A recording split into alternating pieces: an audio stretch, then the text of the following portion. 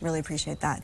In LA, that fateful day 22 years ago, a 28-year-old city councilman named Alex Padilla was serving as the city's acting mayor. He is now, of course, one of California's senator, and you see him there. He joins me now. Senator Padilla, thank you so much for being with me on this 9/11.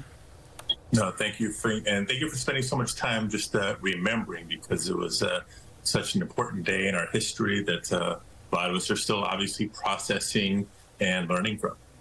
And generations having not been alive then, learning about it. So important that that happens. I want you to take us back to 22 years ago when you were an LA City Councilman, acting mayor, as mentioned. What do you most remember about that day? Where do we begin? I mean, I remember waking up early that day, a phone call from a friend saying, hey, you're involved in government and politics. You ought to turn the TV on. Something's happening back east you probably ought to be aware of.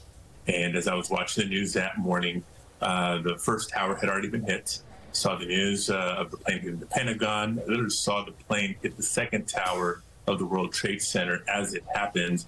And then I'll never forget just the small print scrolling at the bottom of the screen. 4 planes unaccounted for headed towards Los Angeles. As you can imagine, somebody in a governmental position thinking, if our country's under attack, well, naturally Washington, D.C., it's our nation's capital. That makes a lot of sense. New York is the financial center for the country. That made a lot of sense. But Los Angeles is the second largest city in America. California, largest economy, largest economy in any state in America. And as Don Knobber said just a minute ago in that segment, LA is the entertainment capital of the world. So it was only natural for people to think, hey, we're going to be next. And so scrambled into action with Mayor Hahn at the time in Washington, D.C. himself, assuming the position of acting mayor, activating the Emergency Operations Board, where I proceeded to live for several days after that. You were just 28, as mentioned. I know age is just a number, but at 28, most of us, including myself, couldn't handle that. I'm just a few years behind you. I was 24 at the time. Why do you think you were able to handle it with the leadership that you did and the grace that you did?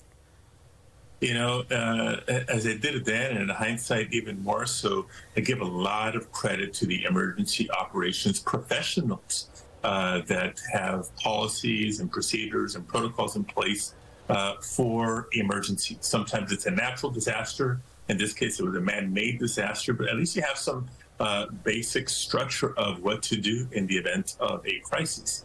Communications, intergovernmental coordination, information sharing, those sorts of things. So it puts mayors, county supervisors, governors, other people in important positions, being able to sort of make the decisions you have to make, not make decisions that you don't have to make, operate under the best information you can. And just as importantly, once the situation is behind you, you kind of go back and do an assessment. An after-action report is what it's called. What worked, what didn't work, how can we make things better next time? It's one thing to prepare for an earthquake, which we know is inevitable in Southern California. It's another thing to be prepared for heavy rains and flooding. Nobody would have imagined an attack like that on our soil as we saw on 9/11. And I pray that obviously it never happens again.